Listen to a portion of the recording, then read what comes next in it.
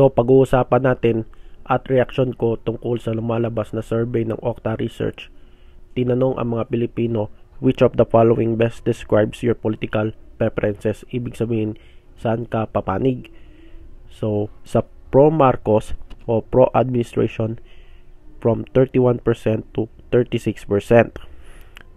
Sa pro-Duterte, from 20% down to 16%. Opposition, 5%. Neither, 31%. At don't know, 11%. Kung pagsamahin mo ang total number ng opposition, neither at don't know ay may 47%. Ibig sabihin yan, marami sa mga Pilipino ay wala pa ring papanig sa anumang dalawa, Marcos man or Duterte.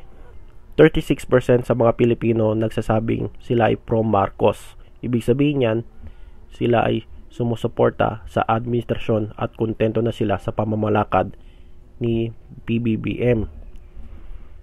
So tumaas sila from 31 to 36%.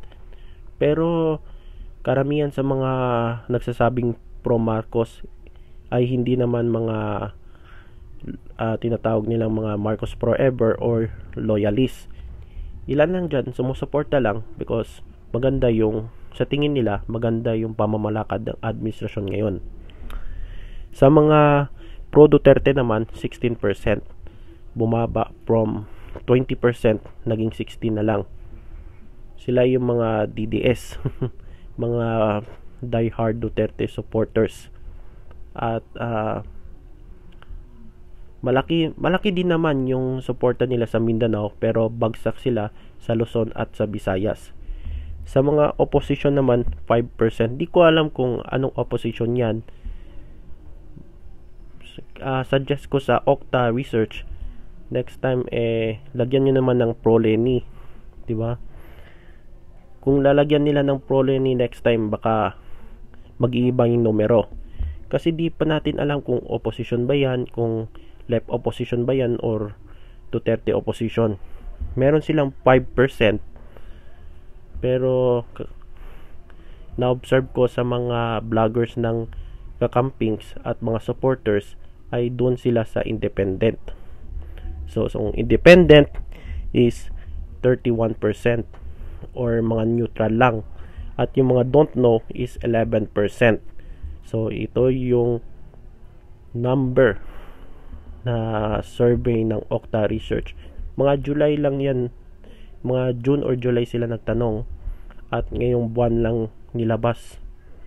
Kung tatanungin nyo kung saan ako papanig sa dalawang yan, ang sagot ko dyan ay independent po ako at wala akong panig sa anumang dalawang yan, Marcos man or maka-DDS.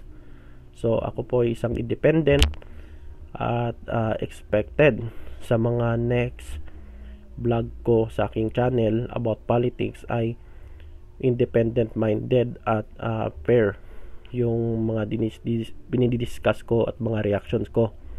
Kaya expected na yan sa mga susunod na vlogs ko. At ito lang po ang aking discussion at reactions ko about sa Okta Research. Kayo na lang ang humusga kung naniniwala ba kayo sa survey nila or hindi.